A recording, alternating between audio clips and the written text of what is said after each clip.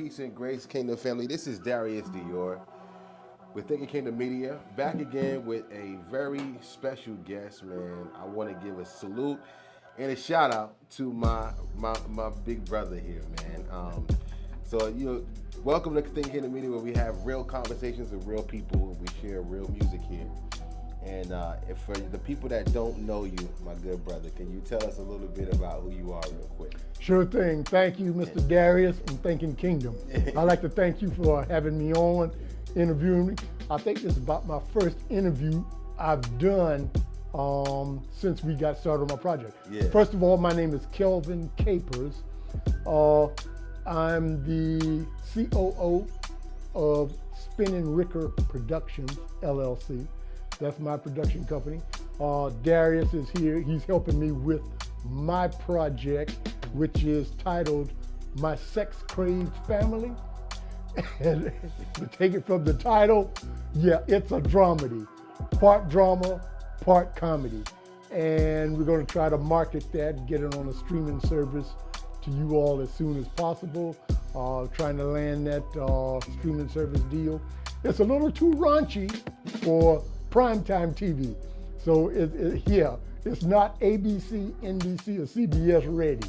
No, they'd have to bleep out too much. We get that busy. So that's my production company. That's my name. Let's see what else I can tell you about it. What else you'd like to know about it? Well, when people come here, I always ask my guests to introduce who they are. Yeah. To explain to the people, who they are themselves, right? Because nobody can tell you who you are better than you can. There right? you go. So I know that you're just giving us, a synopsis, a brief synopsis of, who you are and what you've been doing as it relates to me.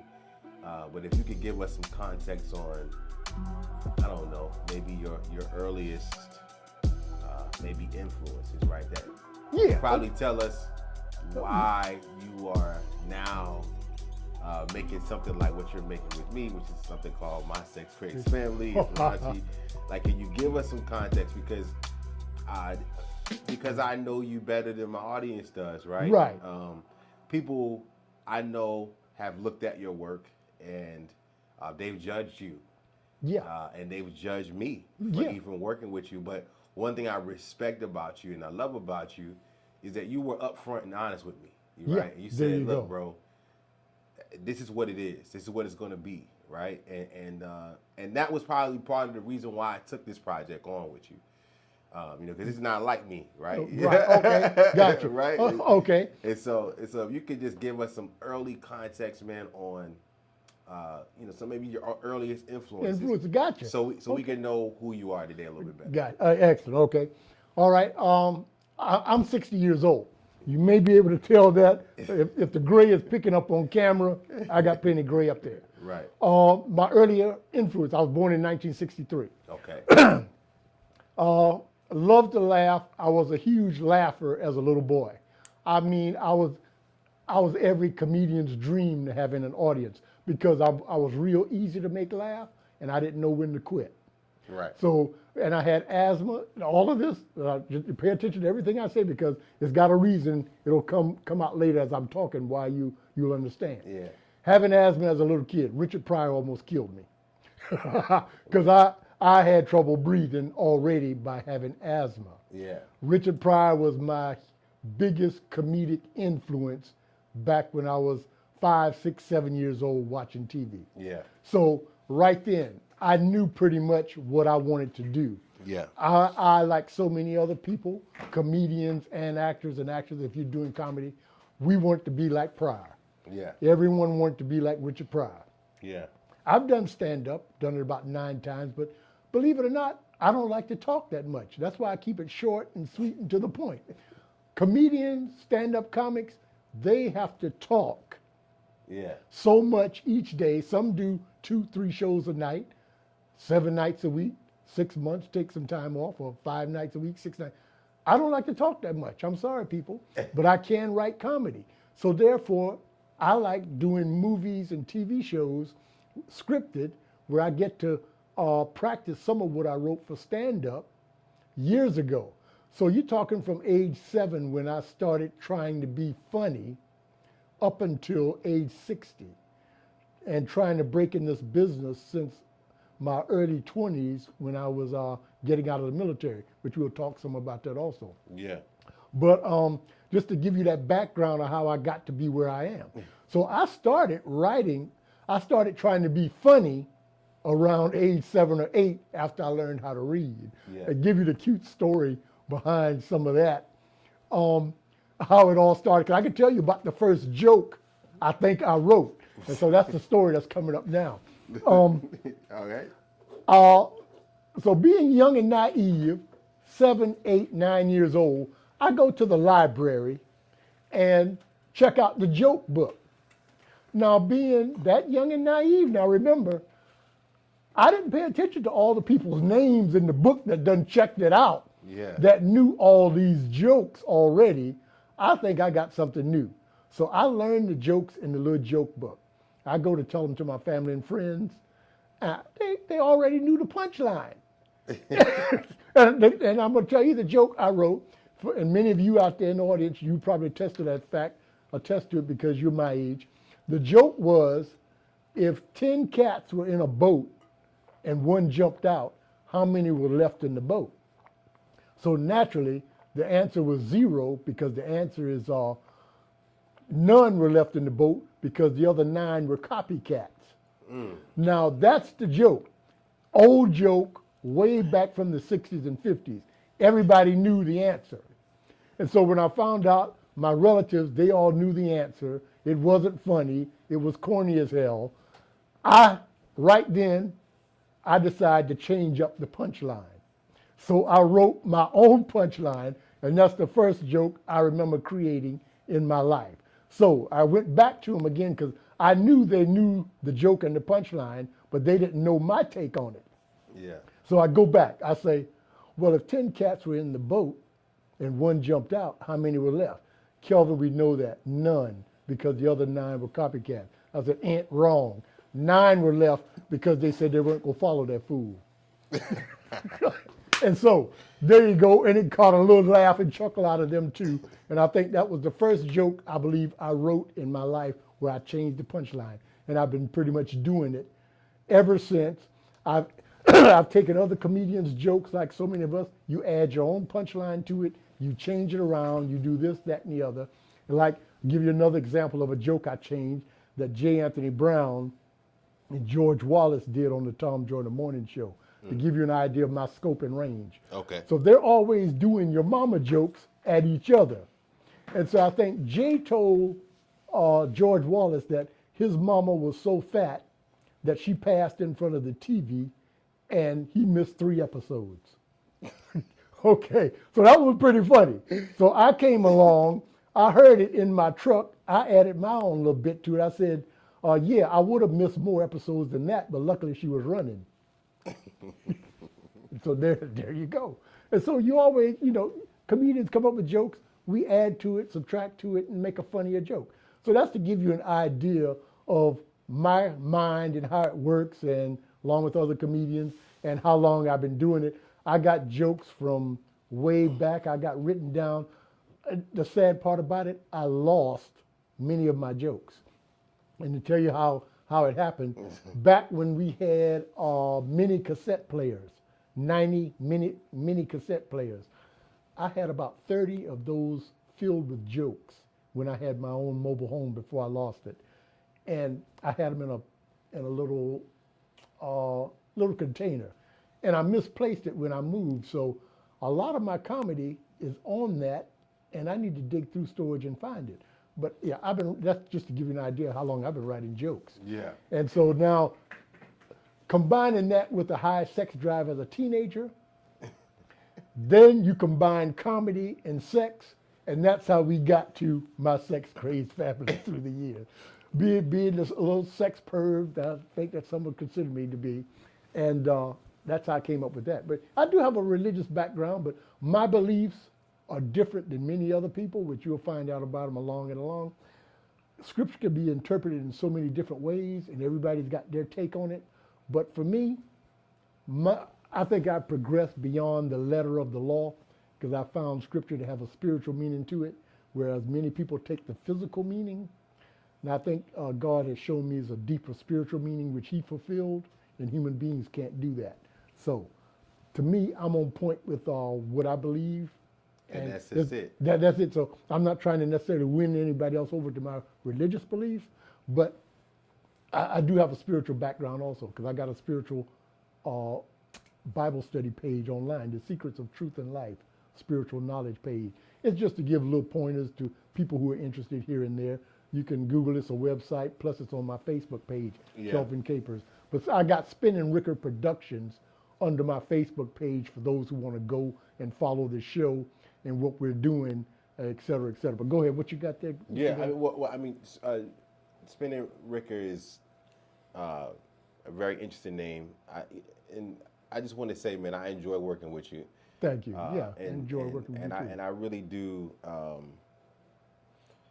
I want to challenge you, right? Because, and not in spiritual beliefs, but I guess maybe give you some pushback, right? Like, okay.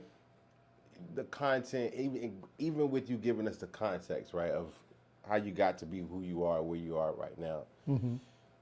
I heard Cat Williams say, well, we don't got to wear a dress.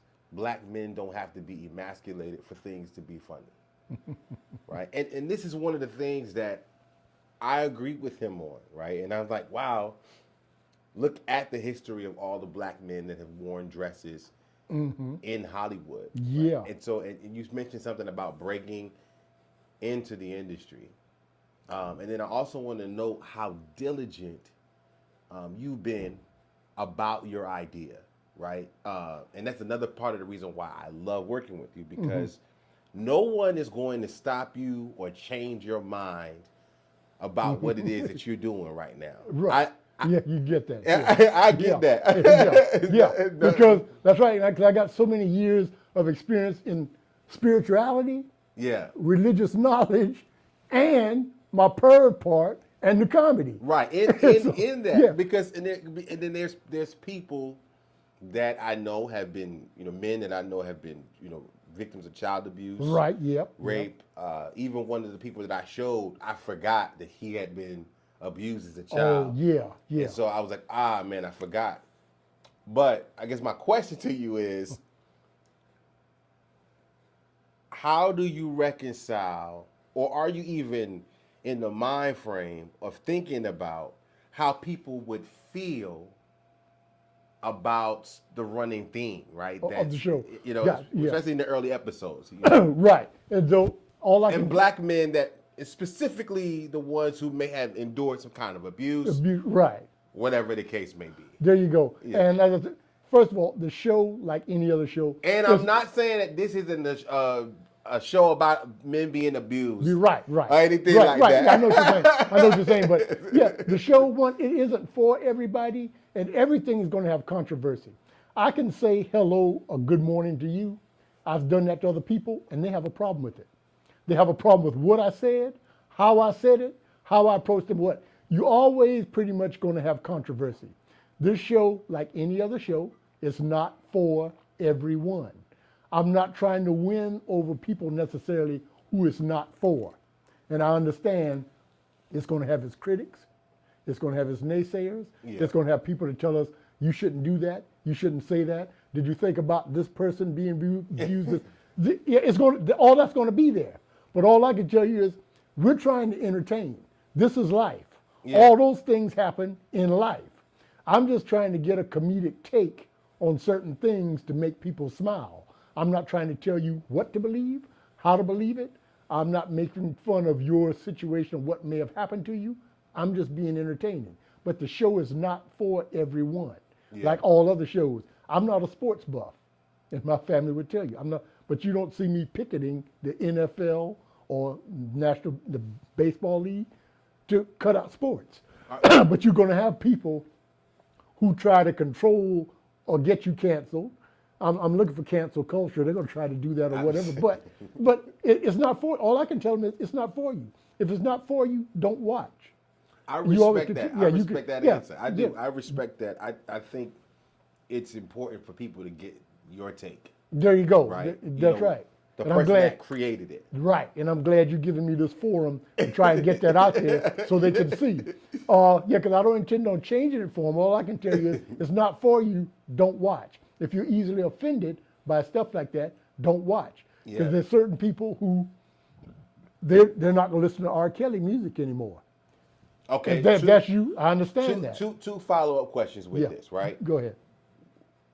First one is, are you the kind of comedian that would wear a dress for comedic value? And two, what do you consider to be breaking into the industry and breaking into Hollywood? What is success in what you do look like? Okay, first of all, yes, I would wear a dress. You got so many of the past comedians who've done that, and they've been successful at it. I don't see a problem with it, especially in this day and age. You got Flip Wilson did it, Geraldine. It wasn't a problem, especially when we were growing up. So you got a new generation coming up now and a lot of cancel culture, and that really kind of bugs me a lot. But anyway, you got Tyler Perry did it, does it. Martin Lawrence did it, does it. Chris Rock, even though him and Will Smith no longer really good friends, but remember on that show, on that one particular episode of Fresh Prince, Chris played the little female that I think was trying to come on the wheel. He had on the white dress, and his character was trying to be lovey-dovey with Will Smith's character. And so my point is, you got so many other comedians that have done that. If it's not you, it's not you, and I can understand that. People think it's challenging your manhood or this, that, and I know who I am. I know who I sleep with, what I sleep with, et cetera, et cetera. So again, I'm not trying to push a lifestyle off on you. I'm trying to be entertaining. That's it. Don't look too deep beneath the surface for some real hidden meaning to what I'm doing, except mine is to entertain you. Yeah. Especially in a comedic way and drama way. That's all I'm doing. Now, here's some feedback I got about the show. Okay. Right? And I hope you don't mind that some people come across me editing your work, and it's not me. You know. It's Right. Just, there you go. It's them. But yeah, please give me the feedback. Yeah. So some feedback was, you can't make this up. This brother must have lived through some of this stuff. Okay, and some of it, yeah. Some of it's based on real life, and and doing the comedic take on it. That's where a lot of comedy comes from. Real life and the comedic take on it. Right. And I'm not going to name names of people in my life who told me some of the stuff that we're parodying. I'm not going to give you out any names and stuff like that, but still, I got a lot of friends, whether they're in the church or in the street or wherever. They've told me things, I've seen things, we've done things. So yeah, some of it's based on stuff that happened in my life, and we throw some comedy on top of it. But I'm not going to sit here and separate scene by scene what is what. But understand, I lived almost 60 years, buddy. We done did some things. Right. We done did some things, partner. Come on now. And I'm not trying to get into all the specifics with it. Just use your imagination. We done did some things, partner. Yeah. And that's where some of that comes from. And I think honestly, it's funny, if it's something that's your comedic taste. And I specifically asked you this question because, Cat Williams was saying that, right? Yeah. I think maybe Eddie Griffin said it. Okay. Right? I'm just thinking about comedians that have made it known that it's not a secret that some of your biggest Hollywood partners, if you ever got in a position to be in a room where they are, would suggest, hey, look, I got this scene, I got this bit, put this dress on, right? Okay, and yeah. It's always the black guys that end up in the dresses, and people like, who does Lil Daryl's character? Ricky Smiley. Ricky Smiley, Yeah. right? It's always us in comedy. Yeah, but If you think about just, black men in Hollywood versus the white men. I can't think of how many white men that have done these. Yeah, I can think of a few that I was about to give you. Okay. Okay, let's go with Robin Williams, Mrs. Doubtfire. Okay, all right. Okay. Mrs. Doubtfire. Okay, we go with that. And then let's see who Dustin Hoffman. And he played the girl. He was in New York City. He had on the pearls ring. He's walking and he missed a step. I forget the name of the movie, but Dustin Hoffman did it. Well, Mrs. Doubtfire, speaking on that, and I'm relatively young, right, in experience, right? But I'm saying in comparison to you, I'm saying Mrs. Doubtfire, that role seemed that the way that it was written, the way that it was filmed, you walked away from that film just like every other one. Mrs. Doubtfire was really a woman to the other actors, and it was a story of a real woman. So I guess what I'm trying to understand is when you compare Medea to Mrs. Doubtfire, what would you say is the significant difference? Is Miss Doubtfire funny? Are we laughing at Miss Doubtfire? Is that a comedy? Or is there a difference between, just to simplify the question, is there a difference between a Miss Doubtfire, which is a white man in a dress, versus a Medea, where we laughing at a black man in a dress? Is there a difference in that? I'm trying to find maybe to some of you, but I'm seeing entertainment. Entertainment. So I'm seeing entertainment. Yeah. And so whether Ms. Doubtfire, she did something funny when the boobs caught on fire and she had to put them out and all this other stuff. So I'm seeing comedy. But I know you got some serious people that will read more into that than what is there. But I can't tell people necessarily how to think or what you're going to think about a certain character, this, that, and the other. But we've been in drag, we've been in dresses, and I try to go for funny. Yes, entertainment to me. Because I go for entertainment. It's entertainment, yeah. I go for entertainment, so I'm sorry. And Ms. Doubtfire is dead, right? Robin Williams killed himself, right? Yeah, he killed himself, yeah, unfortunately. And I love Robin, I love his work, and et cetera. And I'm glad you brought that up about you saying the white men in dresses versus black men in dresses. Yeah, right. Guess who I got? Well, you haven't met them yet, but I got somebody that's a part of the cast.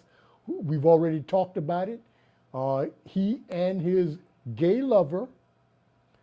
I think he's still trying to talk the gay lover into being a part of the show. Yeah. He wants to be a part of the show. He did the play.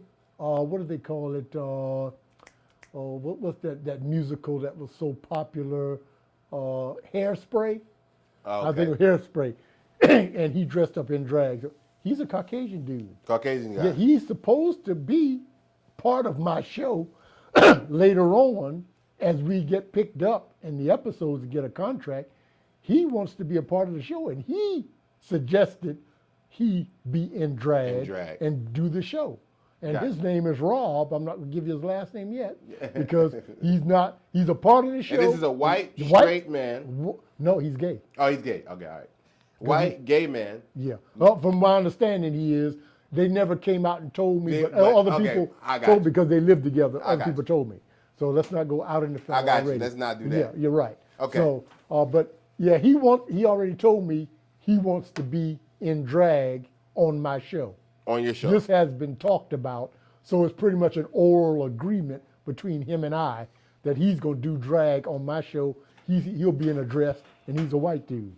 Got it. And I plan on letting him do that. Got it. I already got scenes written for him and his friend. We're all friends. Yeah. His friend, Jamie.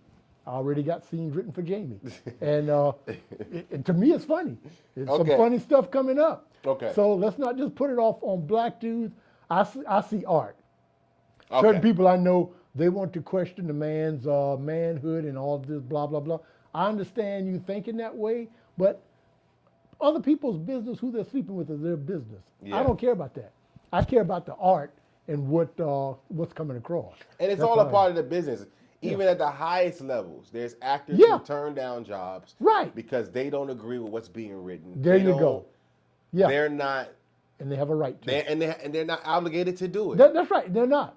And that's why what I've written so far, I try to check with the artist first to see how far they'll go or what they're willing to do. Yeah. And the ones I got now, if they're not willing to do that because they started with me, I don't force them to do it. But later on, if the role calls for something and you audition for the show, you saying in advance, you will do this, then I expect you to do that. Now, I tell people that are aware of me working with you, Okay. that you're pushing the envelope Yeah. as close to uh, uh, the line as you possibly can without Yeah. it, Right. ending up being something that's Triple just X. complete, Right. right? Triple Yeah. X, There right? you go. Um, and I know you have children, right? Well, yeah, one son and he's 33. Okay. And does he has kids? No, he's gay also. And Okay, I okay. don't want to be out in my son either, but Okay, yeah. okay. So when you, I guess the reason I'm asking about that is because your legacy. As we close this out, I just wanted to ask, like, what is the the impact or the legacy that you're looking To to leave have with and your have leave with your work, man? good deal. I'm glad you asked that. When people think of me and look at my work, yeah, I pushed the envelope and for a reason because I wanted to stand out and be unique, and that's how my mind works. But my legacy, I want to look at it and say, that dude was funny.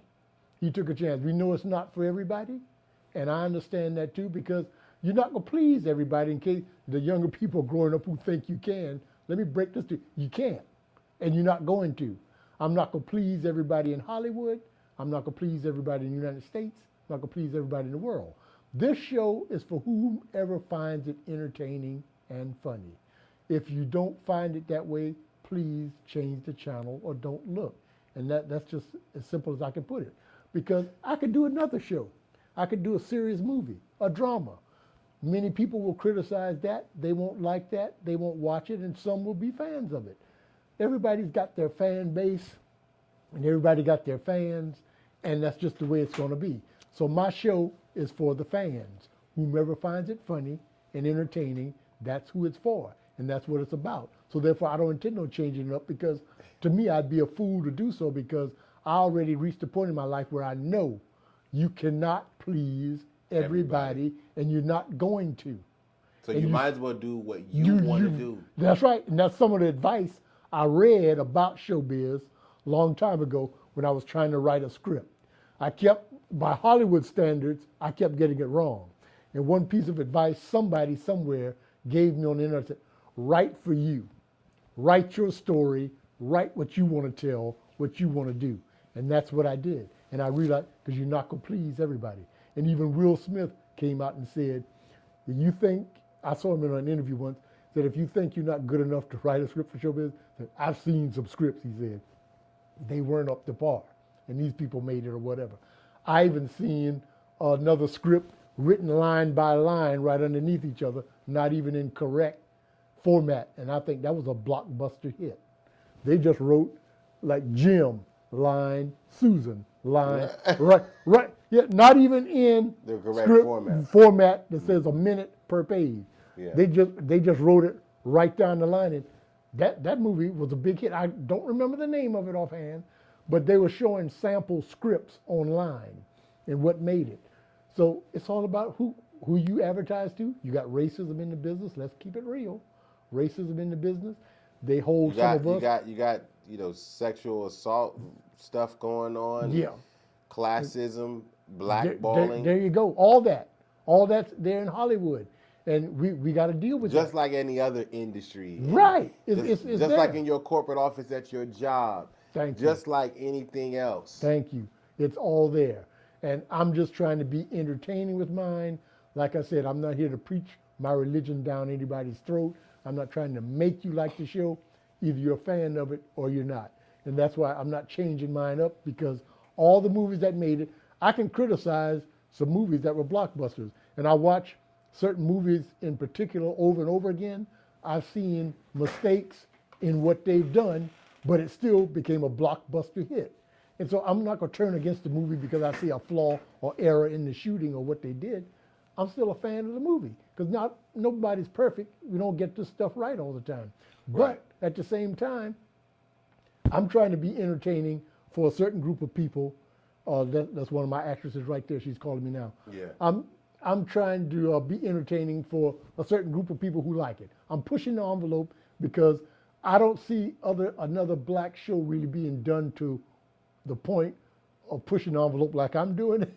And so, but this exists. I think it may be on Tubi. Some shows on Tubi. It's a show that's called Insecure. Yeah. she's one of the ones that I would say is pushing the envelope. Oh, she is? Okay.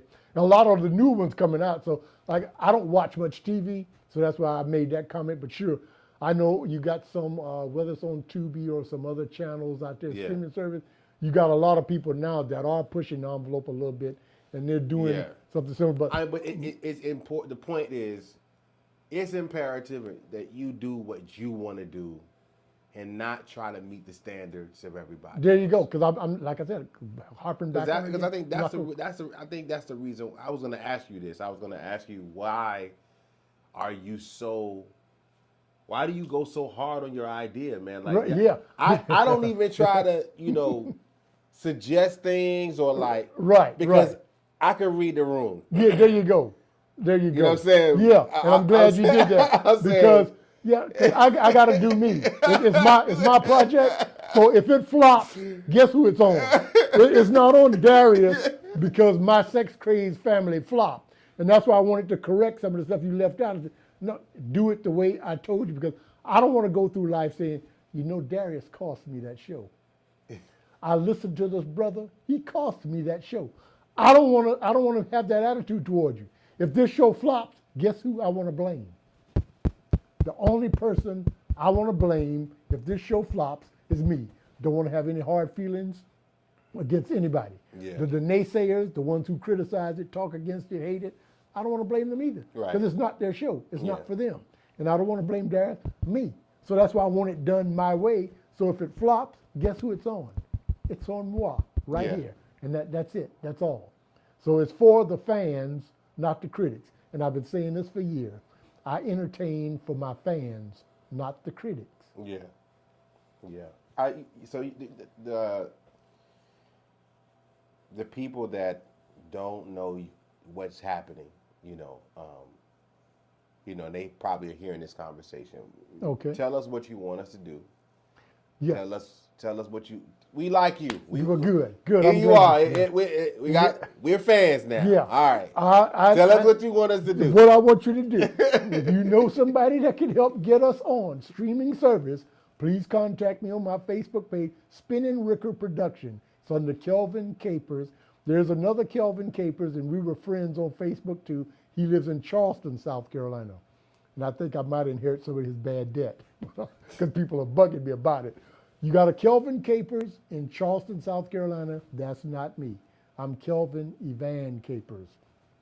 Or some would look at it and say Evan, but my aunt and mom, they pronounced it Evan, E-V-A-N.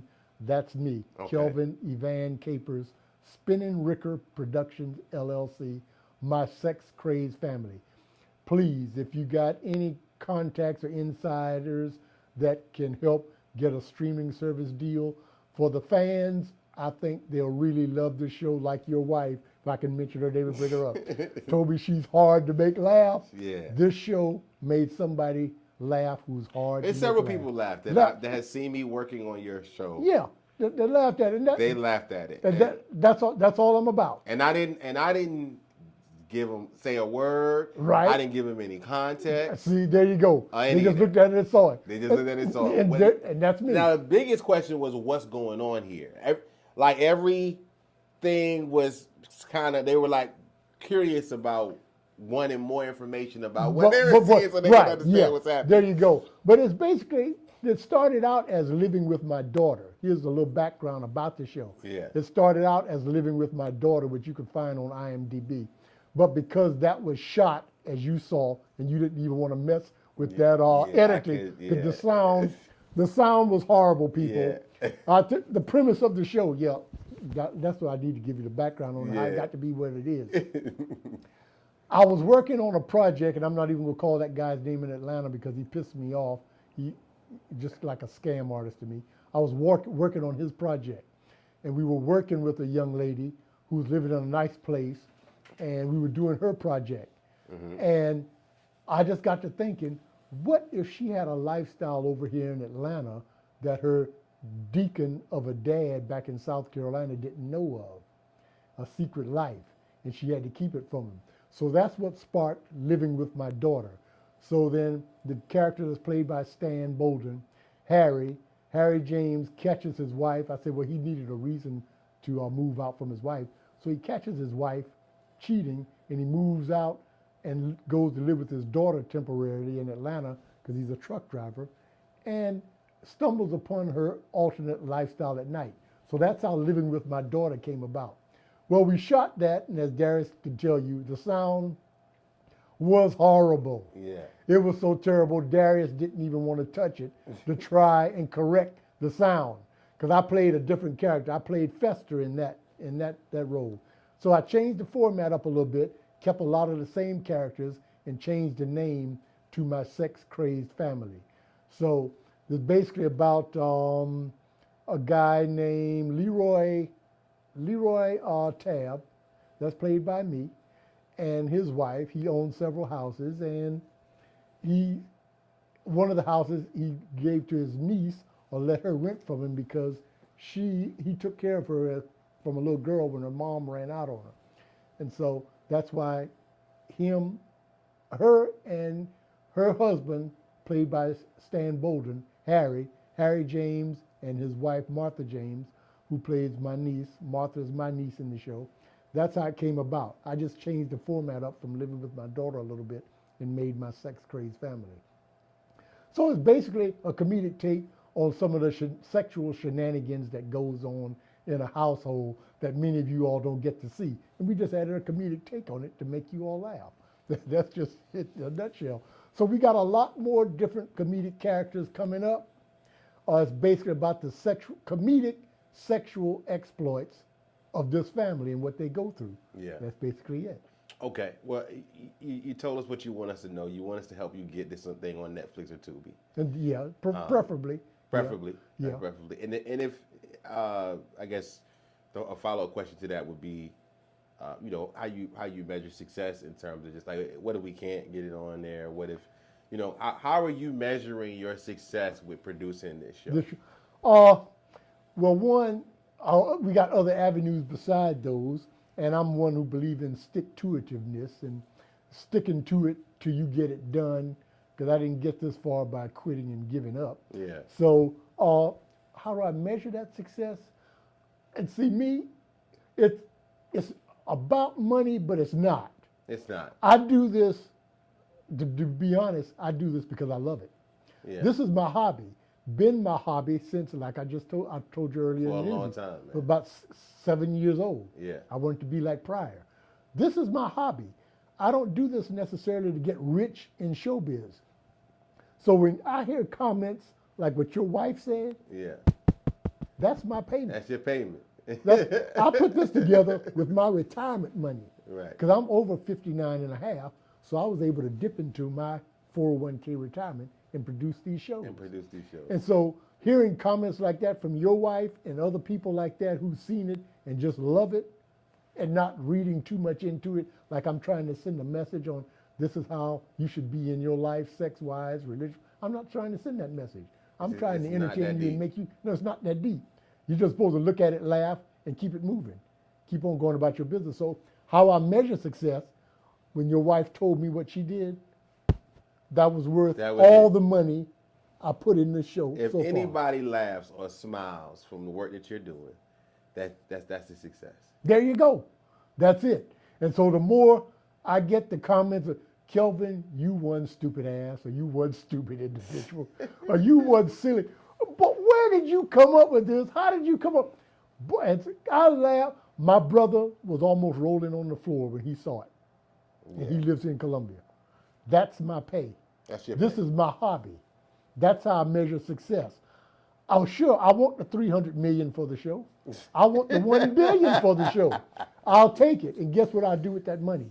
Right. Produce more shows and movies that push the envelope to make you all laugh and entertain you. That's how I measure success. And I'm certain that you don't. You are aware that this may not go well. Yeah, there you go. With certain people, it's not going to go well. With certain people and certain organizations, I've been already turned down. Said, well, your show don't quite fit our format or fit this or fit that. I already know that. I already answered that. It's not for everyone. And it's not going to be for everyone, and I'm not changing it, trying to make it for everyone because it's not for you. Either it's for you or not. If smoking isn't for you, guess what? Don't do it. Just don't do it. Don't do it. Yeah. Yeah. So, Mr. Capers, man, you told us what you want us to know. Well, you told us what you want us to do. Can you tell us what you want us to know before we close this out? Any words you have that you want to share from your heart, your mind, your will, and your emotion, from your soul, man? Can you tell your audience and my audience, what do you want us to know? It could be anything, man. What I want you to know is we already covered it. Or play the interview back if you can. If you missed any parts of it, and I think all of it's pertinent, I want you to know all that. And I want you to know that I'm here to entertain. I'm not here to tell you how to live. I'm not here to tell you who to sleep with. I'm not telling you necessarily what you find entertaining or laugh at. It's either for you or it's not. It's not going to be for everybody. I'm not going to please everybody. And I don't try to. This show is for the fans of the show. And that's what I want you to know. I'm here to entertain you. I'm here to try to make you laugh. And that's pretty much it. I'm not going to please everybody. I'm sorry. It's just not going to be it. But what I want you to know is this is my hobby. So therefore, I don't necessarily have to sleep with every Tom, Dick, and Harry or Sue Jane and Jeanette to make it up the ladder, because that's not why I'm here. Yeah. I don't need Hollywood, but I appreciate an opportunity to try to entertain the world. Yeah. I don't need Hollywood. I got a good job. I'm a truck driver, and I make decent money. Yeah. I live, and I'm a simple man. Yeah. And so all the money I make from this business, and hopefully it'll be a lot, that'll let me entertain you more. That's what I want you to know. So this is my hobby. This isn't, I got to get my foot in the door. Oh man, at any and all costs, who do I got to murder to get in? Who do I got to sleep with to get to the, that's not me. I can die today and I'll be satisfied with this show and what I've done, because to me, it's entertained some people. And once again, going back to your wife to come, those things mean so much to me. Yeah. She don't know what she did. You don't know what you did for me. Yeah. And you told me that. Yeah. Because that's what it's all about to me. Making somebody laugh, especially somebody who's hard to laugh, made them laugh and entertain them. That's my pay. That is my pay. This is my hobby. I don't do this for the money. I don't do it for the fame. And I don't have to be in Hollywood. I can die today, and I can guarantee you, Kelvin will be satisfied and happy. That's what I want you to know and take away. So all the producers later on who may see this, producers, executives, et cetera, thinking Kelvin got to sleep his way to the top. No, he don't. You better think again. Paid every dime. So every dime. Y'all. There you go. You better think again, because I don't need it. I want it because it's my hobby. I think I'm good at it, and I want to share it with the world for those who are a fan of it. Then you're gonna love it, and please do and enjoy it. That's what I want you to take away from it, and what I want you to know.